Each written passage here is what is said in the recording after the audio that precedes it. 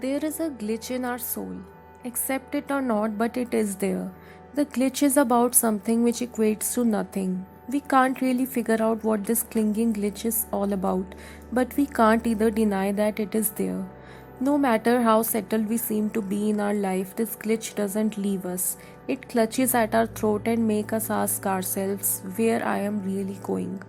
Irrespective of how many puzzles we might have solved in our life, we are still as lost as a lone wanderer in an endless forest. We come from nowhere and we are going nowhere. We are all boats to nowhere. But only those who are lost can ever find their way. If you think you are not lost, then you have never been lost, then you can't really find your way in life.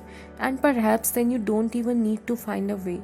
And when we are on this journey, in this journey, the mind is a mysterious radio that keeps playing for us songs, news, and stories all the time.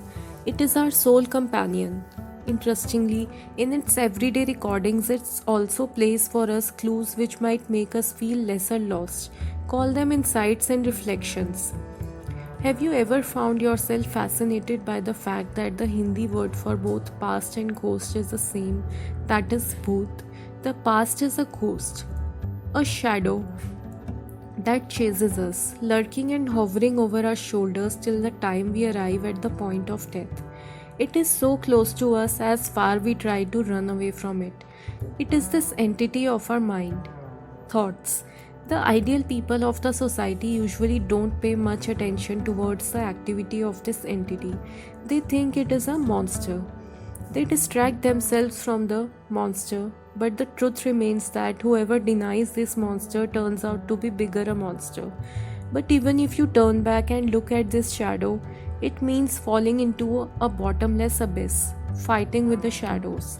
Nietzsche says that whoever fights monsters should see to it that in the process he does not become a monster. And if you gaze long enough into an abyss, the abyss will gaze back into you. We listen to the monster and we are troubled. And if we don't listen to the monster, even then we are troubled. We are damned if we do and damned if we don't. A comedy of errors.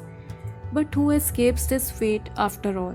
As we grow older, we allow ourselves to turn into this monster. A monster that is characterized by fear, guilt, anger, regrets, shame, obligations, and morals. And we subconsciously begin to think that there is nothing more left in life. We think and fantasize about happy memories of the past all the time, as if at this moment we are already dead. Childhood was golden, benchtop conversations with our friends, paintings and summers and laughter at pink orange skies. Always grasping happy moments like a hungry and voracious creature, we are always at the edge of tumbling down the slope of disappointment. We look at the lives of others, compare, think, and instantly get jolted downwards into the spiral of negative emotions. Projecting unreal versions of ourselves and the others, both in our thoughts and in our life, our reality at all times is at the brink of collapsing because, of course, most of our reality is fabricated around the faith we have on the people we are attached to. If this faith shudders, even a bit, our reality collapses too, leaving our heart beat faster and our pulse quicken, making us lose our sense of intellect over our impulses. Amidst all this, somehow we get trained to count the missing digits in life. Disappointment becomes our natural state, and then we become psychopaths who attempt to lure others to believe in us, to trust us, to love and support us. Without this lure, we are big nobodies. Who I am, I don't know anymore. But you don't need to fret if you believe that there is always a way out for those who are keen to find it. Then mere one streak of thought is enough to cut through the cluster of these powerful shadowy thoughts.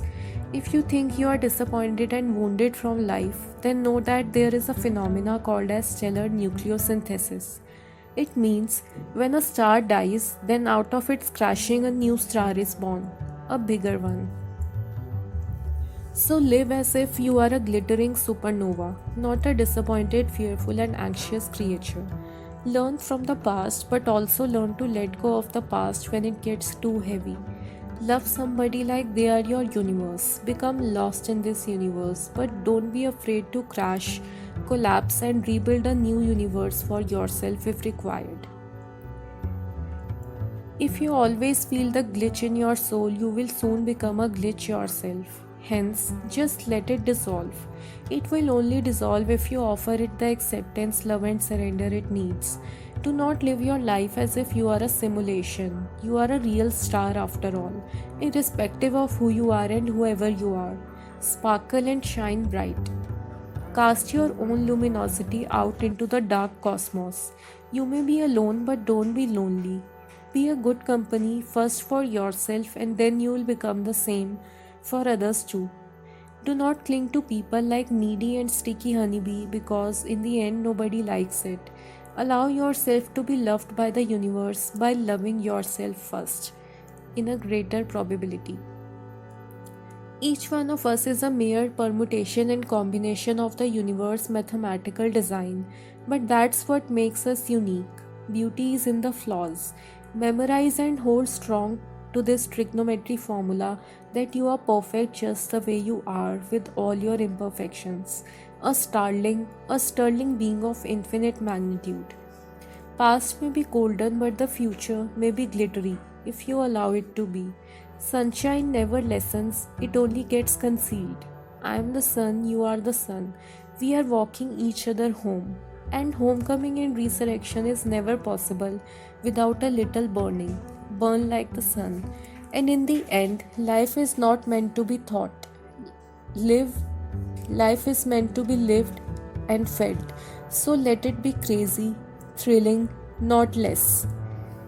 Thank you.